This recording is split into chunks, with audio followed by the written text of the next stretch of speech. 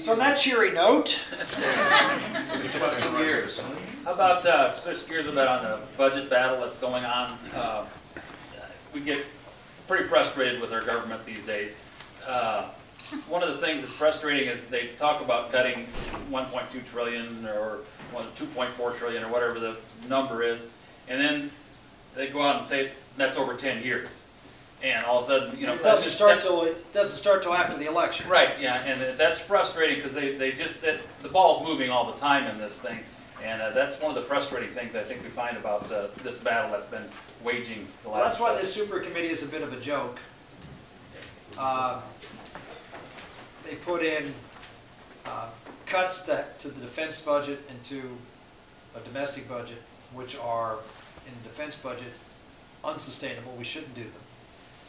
But at the same time, we know full well that one Congress can't bind another Congress, and while they'll put them in place, another Congress will repeal them. It doesn't have to implement them. So this is why you need structural reform.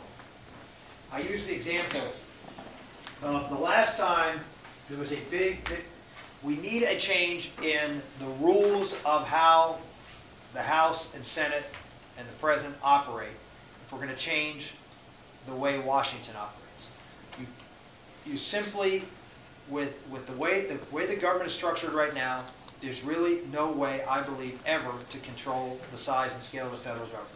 You'll have moments like now, or like last year, where people rally and say, nope, we need less spending. And then, you know, and we may do something to bring us back from the brink of bankruptcy as a country. But we'll always be pushing the envelope because of the way our government is now structured, which is there's no real spending control in Washington, D.C. to make sure that we don't do what we're doing now. Every state has a balanced budget amendment. And as a result, they can't go hog wild and borrowing and spending and do whatever they want. Federal government does not. Up until about 100 years ago, we had something in place to guarantee that the federal government didn't explode and grow and borrow money and do the things they're doing. Anybody know what that was? The 17th Amendment to the Constitution changed the way the United States Senate was elected. Senators used to be elected for the first 120 plus years of our republic. They were elected by the state, the legislature, or the governor would appoint or would elect senators to serve in the United States Senate from each state.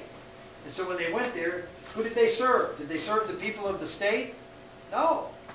They were responsible to the state legislature. They were responsible to the governor. That's who elected them. They were there to represent the interests of the state. And what was their interest of the state? To protect the state's rights. Well, when the 17th Amendment changed that, and then all of us started electing people to the United States Senate, the interests of the states were now not represented anymore. In addition to that, they changed another rule. Up until that point, any senator could block a bill from passing by simply talking and not filibustering, not having a vote being called. That changed right at the same time that the 17th Amendment was passed, and they put a provision in that said that you could end debate if you could get 2/3 of the senators to vote to end debate. That was a reform. Before that, you had to get everybody to agree before you could vote. That reform caused, with those two reforms, those structural reforms, rules changes, allowed for the federal government to ultimately explode. We actually changed the 2/3 requirement in 1975 to 3/5, so it's 60% instead of 67. And so now it's even easier to pass things. If you look at the 3 times in the history of this country where we've seen a dramatic growth of the federal government, there have been 3 times. Those 3 times had one thing in common that only occurred during those 3 periods of time. Anybody know the 3 periods of time which had the greatest growth of the federal government? The New Deal was the first. Johnson. The Great Society under Johnson was the second, and the last 2 years under Obama. What was the commonality? Democratic president, Democratic House, supermajority in the United States Senate, filibuster-proof majority. So they can pass anything they want. That's what happened. How many times have we seen dramatic contraction of the federal government in the last 100 years? Never. Never. Why? Because Republicans have never had a supermajority in the United States. The most senators they've had during this time, 55. So when people say, and I hear this all the time from conservatives, Tea Party people, you know, we gave you guys the reins of power, and you guys didn't control government, you guys didn't do this. They couldn't do it either until they had the supermajority to get it done. The hard part about, you know, here I am running for president, the hard part about what we're faced with as hopefully I'm the next president, is to be able to rally the American public to do some big things with probably not the votes in the Senate to get them done without bipartisan support. And I know a lot of folks don't want to hear bipartisanship, they don't want to hear compromise. You know, Iowa, you gave us Tom Harkin, okay? And the next two, Please forgive us. Yeah. We didn't help. Let me assure you, in the next 2 years, Tom Harkin's not going to be voting for a lot of things Rick Santorum wants to do. It's going to make it harder to get done because of it. So we hope that we have 47 Republicans right now, and not all of them are conservative. We have 47 Republicans, and there's 23 Democrats and 10 Republicans up for election to the Senate this time. So there's a chance that if we flipped it, and we had 23 Republicans and 10 Democrats, that we would be at 60 votes. And we could get some of that done. We'll wait and see whether the election goes that way. Obviously, you Iowans don't have any say in that. You don't have a senator up this time.